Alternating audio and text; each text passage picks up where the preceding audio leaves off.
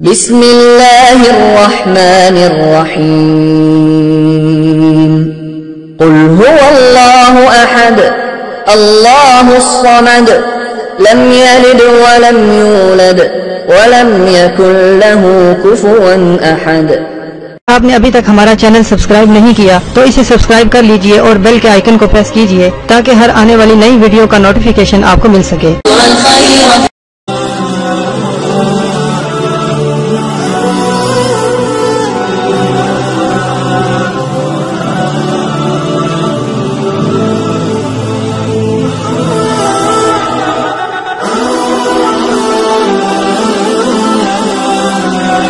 Share کرنے جا رہی ہوں، یہ ان بچوں کے لیے وظیفہ ہے جو قرآن پاک پڑھتے ہیں، یعنی حفظ کرتے ہیں اور قرآن پاک پڑھتے بھی ہیں۔ یہ ان بچوں کے لیے وظیفہ ہے کہ آپ نے صرف اور صرف آپ کو 3 لفظ پڑھنی ہے، 33 مرتبہ بھی 3 لفظ پڑھیں گے اور اس بچے کے اوپر پھونک مار دیں گے جب بھی وہ قرآن حفظ کرنے بیٹھے۔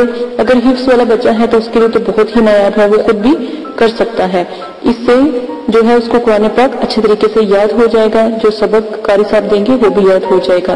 اگر وہ حفظ نہیں بھی کر رہا تو آپ نے کیا کرنا ہے، یا علیم یا بصیر، یا علیم یا بصیر یا خبیر، یا علیم یا بصیر یا خبیر۔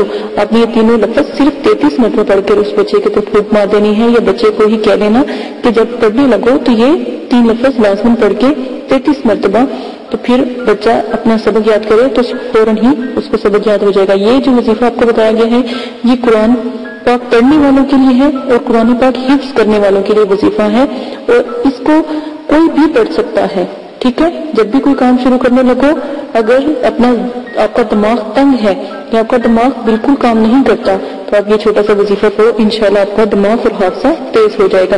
اسی عمل کے ساتھ اجازت چاہتی ہوں، اپنا بہت زیادہ خیال رکھیے گا، دعا میں یاد رکھیے گا، لائک کریں، شیئر کریں، کمنٹ کریں اور سبسکرائب کریں۔ یہ شارٹ سے وظیفے اس لیے آپ کو بتائے جا رہے ہیں تاکہ زندگی میں آپ کہیں پر بھی نامکمل نہ ہو، ہر طرف سے مکمل ہو اور کسی کام میں بھی آپ پیچھے نہ رہیں۔